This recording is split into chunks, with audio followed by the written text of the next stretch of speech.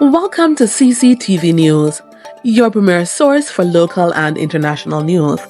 From the streets of Kingston to the capitals of the world, we are ready to cover you stories that shape our world. Stay tuned for breaking news. Our deepest condolences goes out to the family and loved ones of Debrina Kawam, who tragically lost her life in a senseless act of violence.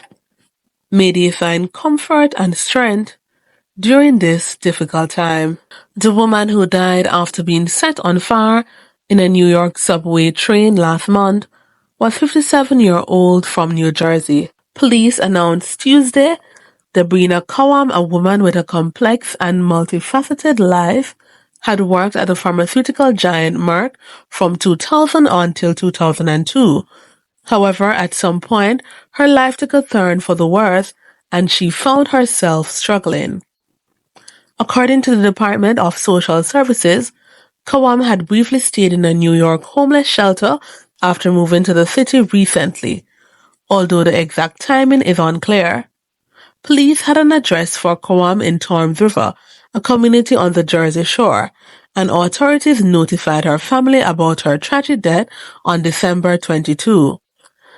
As the news of her passing spread, Mayor Eric Adams expresses condolences, saying, "Heart goes out to the family, a horrific incident to have lived through."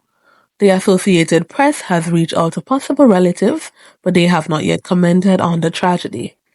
Debrina Kawam's story serves as a reminder of the complexities and challenges that many people face, and the need for compassion, understanding, and support for those struggling in our communities. May her memory be a catalyst for kindness, empathy, and positive change. Kawam's life was marked by both achievements and struggles. During her time at Merck, she worked as a research assistant, contributing to the development of life-saving medication. However, after leaving the company, she faced a series of challenges, including health issues and financial difficulties. Despite these obstacles, she remained determined to rebuild her life and stability. The incident has also raised questions about the availability of support services for individuals struggling with mental health issues, addiction, and homelessness. Advocates are calling for increased funding for social programs and services, including affordable housing, job training, and mental health counseling. "We need to do more to support our most vulnerable citizens," said a spokesperson for the New York City Coalition for the Homeless.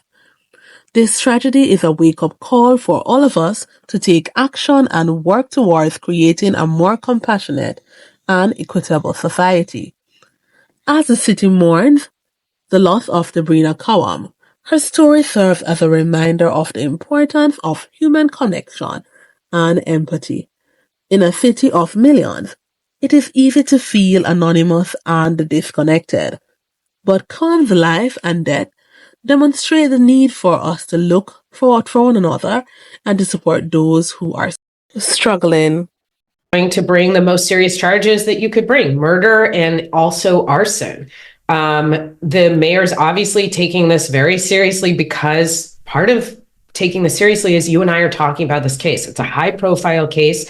He wants to send a message that this will not be tolerated. I should be clear that the DA does not answer to the mayor, so the charges are separate and apart from any decision that the mayor could make. But the reason I bring up the mayor in part is we know there has been discussions between the mayor and the Department of Homeland Security as to whether or not there's the option of federal charges as well.